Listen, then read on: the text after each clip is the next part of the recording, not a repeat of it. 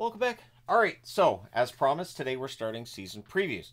Now, some may have seen this portion of the season preview board. This is the rest that I've done today. You'll also notice that compared to most season previews, this is a much larger board. And so I get into a lot more players. I'm sure there are players that people are going to be like, you didn't mention, which, fine.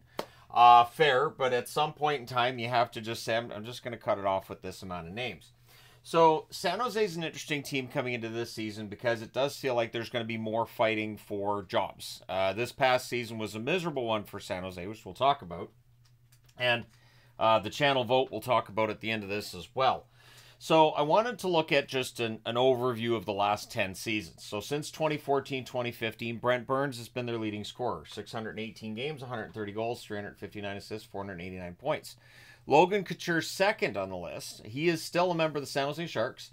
636 games, 211 goals, 269 assists, 480 points. And his health this coming season could be key for the San Jose Sharks and their fortunes on the ice. Tomas Hertl, who of course was traded to Vegas this season, 675 games. Well, I guess this past season. 203 goals, 256 assists, 459 points. Joe Pavelski, 402 games, 164 goals, 182 assists, 346 points. Enjoy retirement. Timo Meier, 451 games, 154 goals, 162 assists, 316 points. He, of course, then was traded to New Jersey. Joe Thornton, 429 games, 78 goals, 237 assists, 315 points. Erik Karlsson, 293 games, 52 goals, 191 assists, 243 points before the trade to Pittsburgh.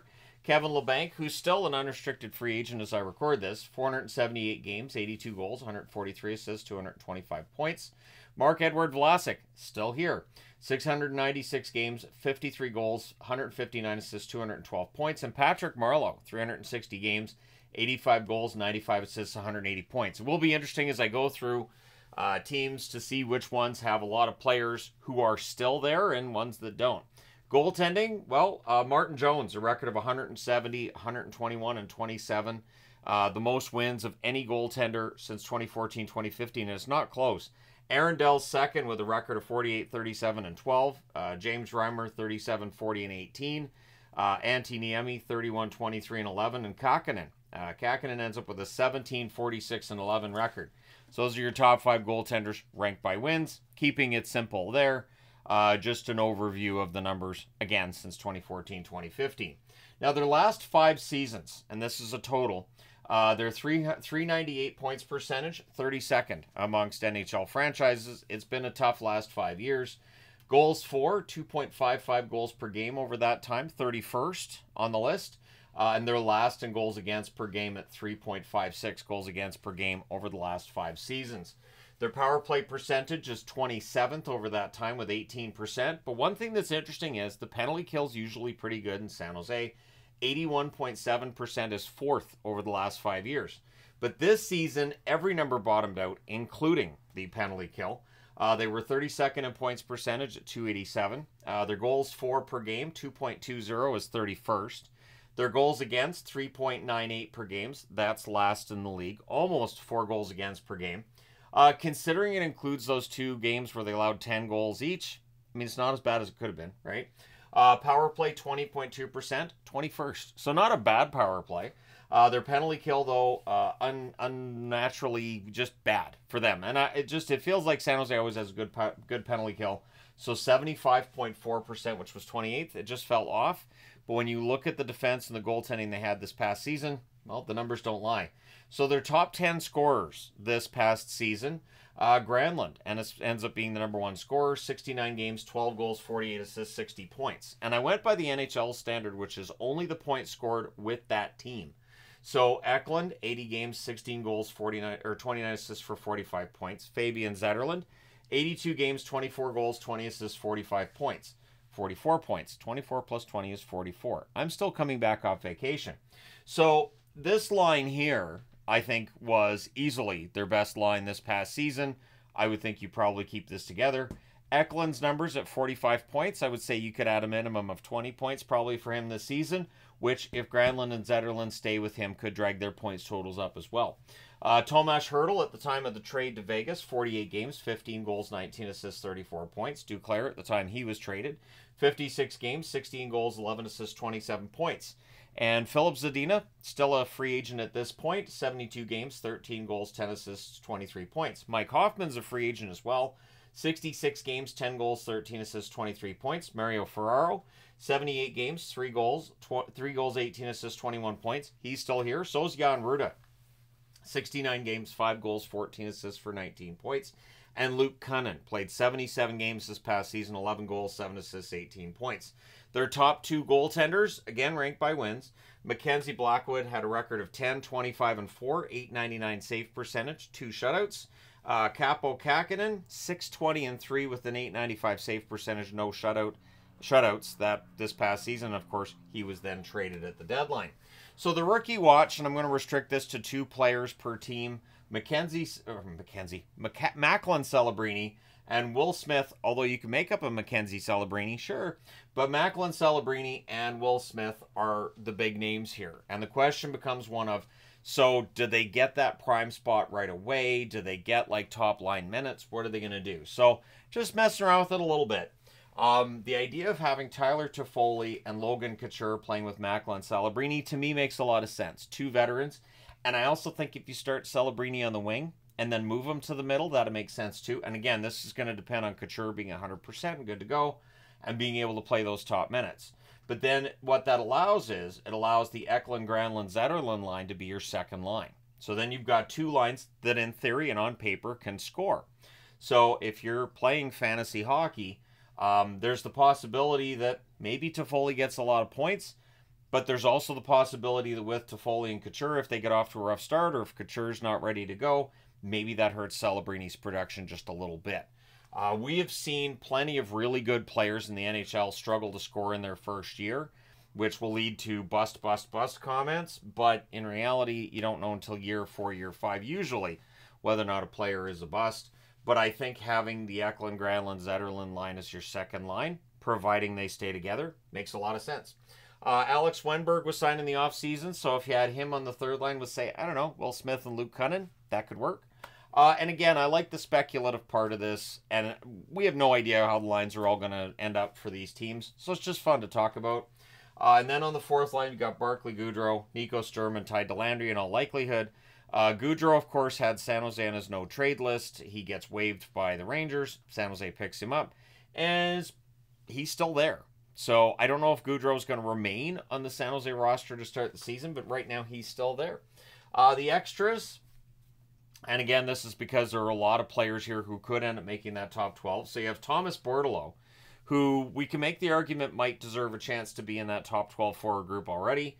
Carl Grundstrom brought over, very likely to end up in that top 12 somehow. Maybe between now and the start of the season we see a move get made. Clem Costin, Quentin Musty, there's some excitement about him, but he may not be ready as of yet. David Edstrom, former first-round draft pick, of course.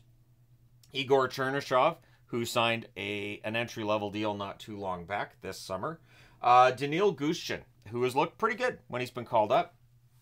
Justin Bailey, veteran player who does play AHL in the AHL a lot in his career, but he's shown, at least in San Jose, he can play at the NHL level when needed.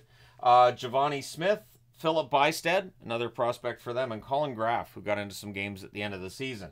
So it is interesting to note that for San Jose, a team that going into training camp this past season, it looked like there were some players who might have made the team kind of by default because the competition for jobs just wasn't there. We should see some pretty fierce competition for jobs this year for San Jose, which should give hope for the future for Sharks fans after what was a pretty rough last couple of seasons for this team. Your top 6 defensemen, Mario Ferraro, Ty Emberson, very likely to end up there as well. He was a good pickup on waivers. Jake Wallman, picked up in a trade in the offseason. Jan Ruda, veteran defenseman. Henry Thrun, Mark-Edward Vlasic, the veteran who's been on this team forever. And then for the extras, you got Matt Benning, who's had injury issues. Sam Dickinson was a top pick. Maybe he pushes his way into a job this year. We'll see. Shakir Mahatmadullin, he had some good games this past season as well. Lucas Carlson and Jimmy Schultz are there as some depth. Jimmy Schultz now is getting closer to 30s, 29 years of age. And so maybe he ends up playing some games here and there, but at the very least, he's a good farmhand for the Barracuda if need be. In net, very likely, Mackenzie Blackwood and Vitek Vanacek are the tandem. And I mean, Vanacek's coming off of a rough year. Blackwood was pretty good for San Jose this past season. You wouldn't know it, but the defense he played behind definitely didn't help. The .899 save percentage, I think, could have been a lot worse. The extras, you got Magnus Krona, who was thrown to the Wolves a bit this past season against Edmonton. But he was all right after that. And Georgi Romanov, we'll see whether or not Romanov gets called up for some games this year. And Eetu Makiniemi. So there are 3 interesting ideas here for a goaltender in the event that either Vanacek or Blackwood misses some time. Who gets called up first? Probably Krona, but Romanov looked all right. He didn't look out of place either when he got his chance. So for cap space, San Jose, according to Puckpedia, has $13,645,830. So San Jose, from a cap perspective, in a pretty good spot. They absolutely could take on a contract from another team in the event that they can get a draft pick out of it, I would think. But they don't really have to. They don't have to do that. I think that for the San Jose Sharks, if they just maintain that cap space into this season, they could be a real player once trades start taking place around the league, whether it's retaining as a third party or however they're going to do this. Although for retained slots, I think they're kind of short on those right now, aren't they? But at any rate, they have the cap space. They can get creative, and we'll see how things go. Their schedule. So I wanted to look at the schedule for these teams and try to keep it simple and just highlight some things here. October, it's a rough start for them. 7 of their first 8 games are on the road. In November, 8 of the 15 games are at home, so they might be able to get some wins there and maybe fix their record a bit. And then in December, 6 of 13 games are at home. So not an overly imbalanced schedule after a lot of road games to start the season in October. In February, they have 3 games at home. Then there's the Four Nations Cup, and then they have 3 on the road. In March, they have an 8-game homestand. So I don't think San Jose is going to be in the running for a playoff spot this year, and according to the channel vote, viewers don't think they're going to be in the running either. But with an 8-game homestand, you may very well be able to win some games and play spoiler there.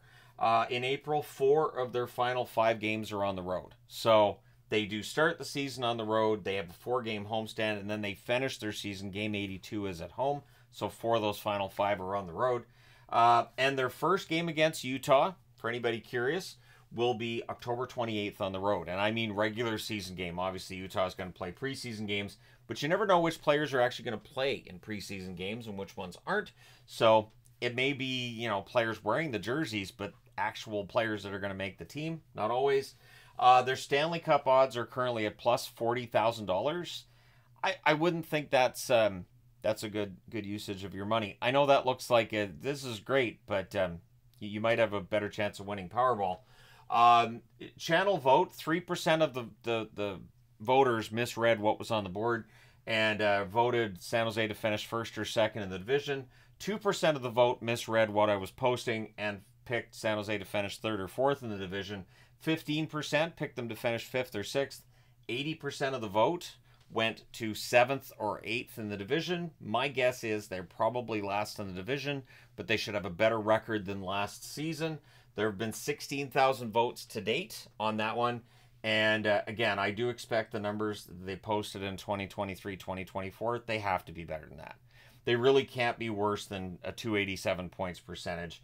They have to win at least, I would think, 25 to 30 games. But looking at all of these jobs that are up for grabs and how difficult it is to predict exactly who's going to get in, there's some good young players here. Should be a far more entertaining team to watch this year than last season. But there you go. Let me know your thoughts in the comment section below as always. Regarding the San Jose Sharks and how you feel they're going to do this season. How many wins can they get? And what do you project for Celebrini? I would say off the top of my head, Celebrini probably around 55 to 60 points with the right line mates and with the right system. If not, he may end up in the 40-point range. And if he does, we'll hear a lot of, well, he's clearly a bust, which keep in mind that a lot of the time that people say a player is a bust, it doesn't necessarily age well. And do you think Will Smith's going to play a prominent role in this lineup? Why or why not? Let me know your thoughts on that. And which other rookies do you think are going to push their way into a job on this squad? And I will say this, Mike Grier has assembled enough veterans that the rookies don't have to make the lineup. And that's important, where you have a lineup that you've got enough veteran players that if the rookies need more time to develop, they can do exactly that. And your team has a squad you can put out on the ice that can still not make the playoffs, but be better than last season. Let me know your thoughts. Hit like and subscribe in the event you've not done so already. Thank you guys so much for all your support. I will be doing 2 of these per day. Again, they're a little more beefy than the season previews than I normally do. Takes a little bit more time to throw the boards together, so 2 per day. And so 16 days from now, we'll have them all done. Let me know your thoughts. Hit like and subscribe if you haven't done so. I will talk to you again soon.